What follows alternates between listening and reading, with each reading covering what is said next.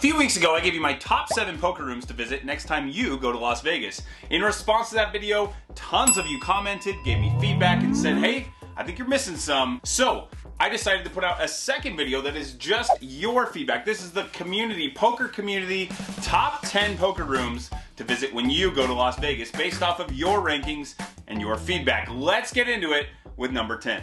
Number 10 on the list is the Orleans. Now the Orleans barely made the cut, but there's some reasons to be positive about it based on what the community had to say. It is an older and dumpier room according to the comments here, but some of the positives that you get are it tends to be a more casual place, you tend to get some more casual players, and the staff is nice, and you have some good tournament and cash options. This one is off the strip, so if you're gonna visit it, it's a little bit out of your way, but the community gave it just enough to make the list. So number 10 is the Orleans. Number 9. Number 9 is our most controversial room on the list, and that is the MGM. Now this room was loved or hated. There was no middle ground. There was nobody that said the MGM's okay. People either love it and it's one of their favorite places to play, or they despise this room and they think it's terrible. So let me give you the feedback from both sides. Now the reason it makes number 9 on the list here is that it is an uncapped game. There's a lot of love for the dealers in this room and lots of tourists. Those are kind of the big 3 draws for this. Now on the opposite side, I heard comments that the lighting is bad. It's a poor room design and location. And one of you even said, the MGM is not a poker room, which I'm not gonna give you my opinion, but there's a reason it didn't make my top 10 list. Number 8 on the list is the Venetian. I've got a $2 chip for the Venetian because it just looks a little bit cooler than their $1 chip. Well, I did get some love for the Venetian. I didn't get a ton of explanation from you guys as to why you love it, but it got enough feedback that it was a preferred room that it does make the list at number 8. Number 7 on this list, again, another one that's going to have some controversy around it, is the Horseshoe. Now the Horseshoe used to be Bally's. Bally's was a dump. It was just not a nice room, but after a refresh, there's a lot more love for it. The positives listed by the community: if you like high hands, they offer good high hand bonuses. It's a new room that's been newly renovated, and according to the comments, it's been good action for the people that have played there. On the negative side for the Horseshoe, there were comments that just the action was a little too snug because there were too many locals playing in this room.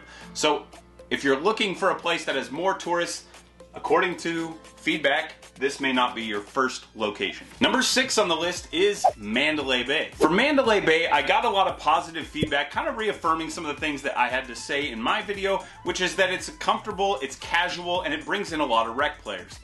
Some of the negatives that were brought in, let's talk about those. They're running bonus hands now, which they weren't before, and they're pulling more money off the tables.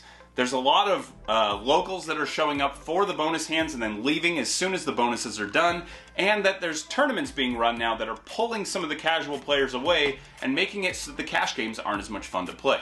Number 5 overall, the South Point. The South Point got a lot of positive feedback.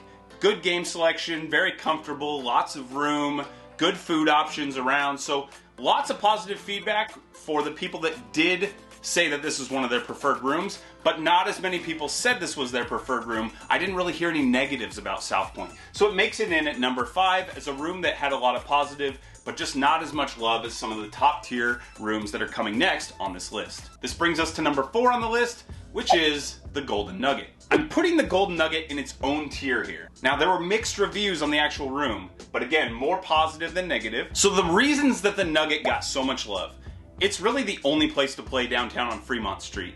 Not the only place you can walk into, but the only one worth playing, and I would tend to agree with that sentiment. This is an uncapped game, and there's a lot of recreational players, according to feedback. Some of the negatives for this room: it tends to be older and dumpier, it's a little bit of a tight space, they're kind of smashing you in there a little bit, and it's really smoky. So the Nugget's gonna get a tier of its own, one that gets a lot of love on one side and some negative reviews on the other side.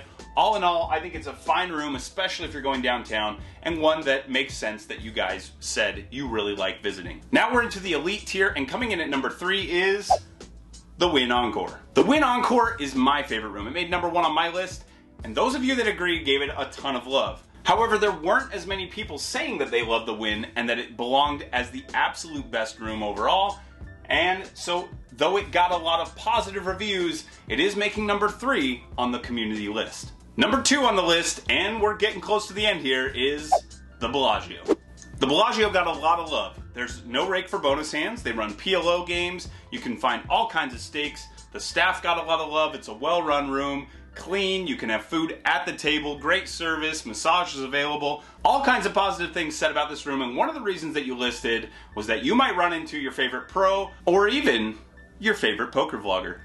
And that's gonna bring us to number one. Now, number one on the list by far, tons of love for this room, the Aria.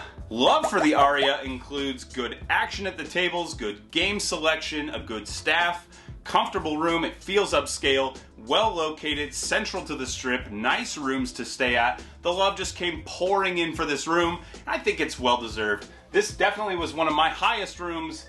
I chose the win, you guys chose the Aria. I hope you found this helpful. I hope the next time you're in Las Vegas, you get to try these rooms and you really enjoy them. If you enjoyed this video and found it helpful, give it a like and a sub. Would love to have you back here for another video in the future. In the meantime, have a great week and I'll talk to you again soon.